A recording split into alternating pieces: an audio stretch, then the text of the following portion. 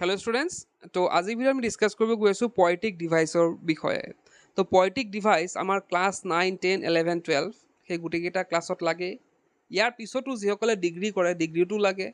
তাৰপিছত যিসকলে competitive exam দিবলৈ যায় বিভিন্ন চাকৰি এক্সাম দিবলৈ যায় তাতো দৰকাৰ হয় এতিয়া ভিডিঅ'টো একেবাৰে স্কিপ নকৰি তোমালোকে শেষলৈকে চাবা আৰু যোনে স্কিপ কৰিবা তেওঁলোকে সেইটো এক্সামত তোমালোকে গৈ পেলাই ভাবি থাকিবা যে এইবিলাক কুৱেশ্যন ক'ৰ পৰা আহিলে আমাকতো এইবিলাক স্কুল বা কলেজত শিকোৱাই নাছিলে বা শিকোৱা নাই সেইকাৰণে কৈছোঁ ভিডিঅ'টো স্কিপ নকৰিবা খুব ইম্পৰ্টেণ্ট ভিডিঅ' হয় পয়েটিক ডিভাইচৰ আৰু প্ৰত্যেকটা এক্সামতে আহে আৰু HSLC এক্সামত বা ক্লাছ 9ৰ এক্সামত নতুনকৈ ইণ্ট্ৰডিউচ কৰিছে আৰু ক্লাছ 11, 12তো আহেই বাৰু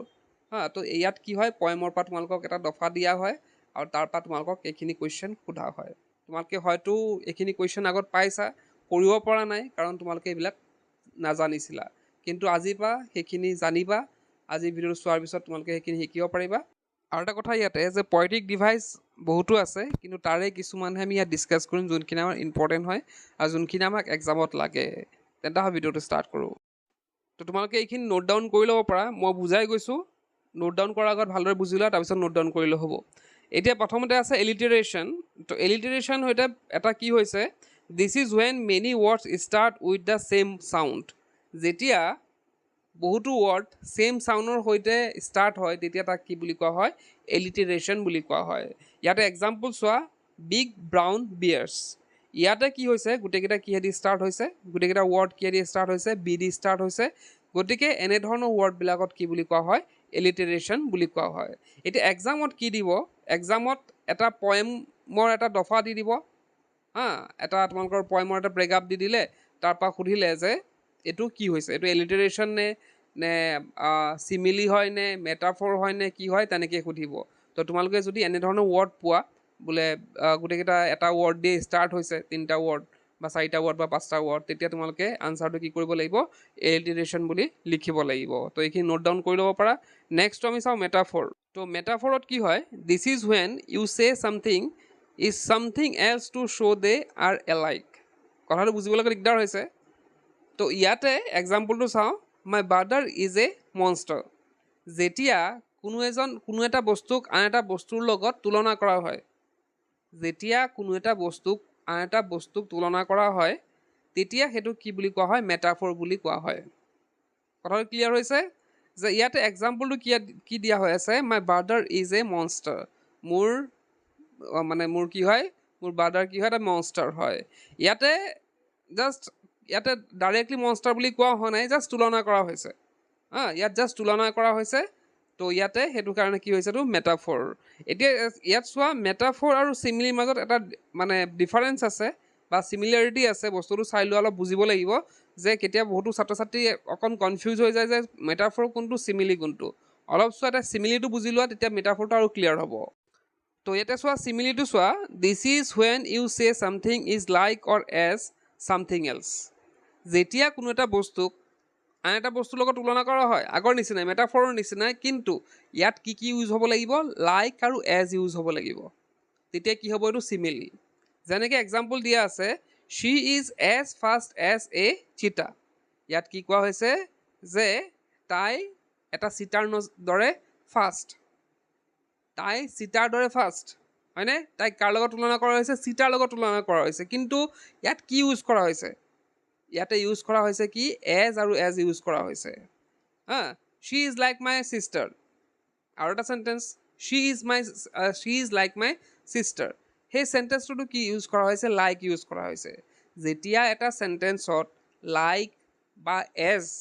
লগাই পেলাই বেলেগৰ লগত তুলনা কৰা হ'ব তেতিয়া কি হ'ব এইটো চিমিলি বুলি কোৱা হ'ব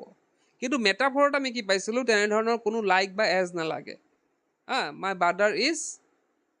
এই মনষ্টাৰ বুলি ডাইৰেক্টলি কোৱা হৈছিল তাত কিন্তু লাইক বা এজ কোনো ধৰণৰ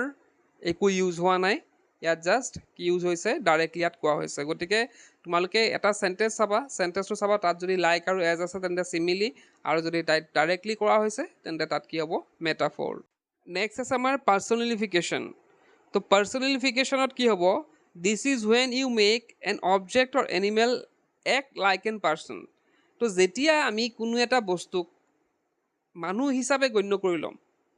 দেই মানুহ হিচাপে আমি গণ্য কৰি ল'ম সেইটো কি হ'ব পাৰ্চনেলিফিকেশ্যন হ'ব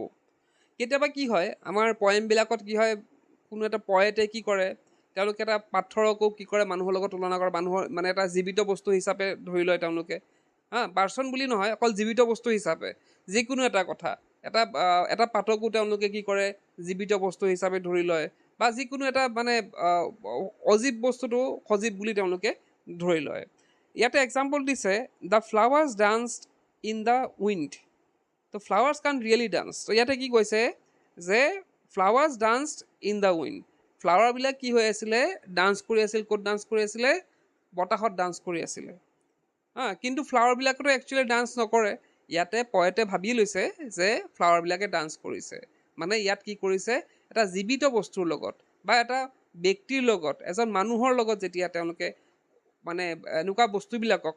এটা ধৰা অবজেক্ট হওক বা এটা জন্তু হওক এটা তেওঁলোকক যদি পাৰ্চন হিচাপে মানে হেৰি কৰে যে এতিয়া ডান্স কোনে কৰে ডান্স মানুহে কৰে তো এই ফ্লাৱাৰটো কাক কি বুলি তেওঁলোকে তুলনা মানে ভাবি লৈছে পয়েটে যে মানুহ হিচাপে ভাবি লৈছে যে মানুহ হিচাপে ভাবি পেলাই তেওঁ কৈছে যে ফ্লাৱাৰটোৱে কি কৰি আছে ডান্স কৰি আছে তো এনেবিলাক বস্তু যেতিয়া তোমালোকে দেখিবা যে পয়েটে কি কৰিছে যিকোনো মানে বেলেগ বস্তুক মানুহৰ বাহিৰে বেলেগ এটা বস্তুক তেওঁলোকে মানুহ হিচাপে গণ্য কৰি লৈছে তেতিয়া তোমালোকে গম পাবা যে সেইটো কি হ'ব পাৰ্চনেলিফিকেশ্যন তেওঁলোকে কৰিছে সেইটো কি হ'ব পাৰ্চনেলিফিকেশ্যন নেক্সট আছে অক্সিমৰন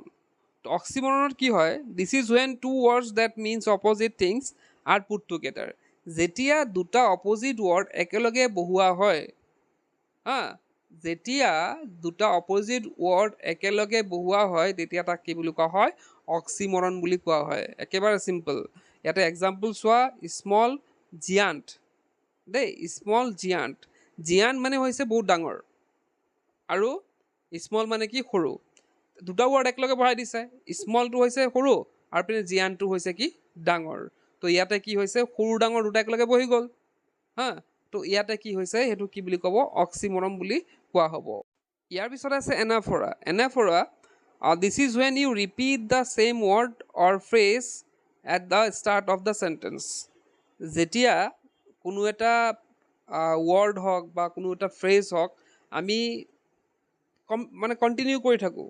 ৰিপিট কৰি থাকোঁ তেতিয়া সেইটো কি বুলি কয় এনাফৰা বুলি কোৱা হয় যেনেকৈ আই লাইক আইচক্ৰীম দেখিছা চেণ্টেন্স এক্সাম্পল চোৱা আই লাইক আইচক্ৰীম আই লাইক কেক আই লাইক কুকিজ তো ইয়াতে গোটেইকেইটা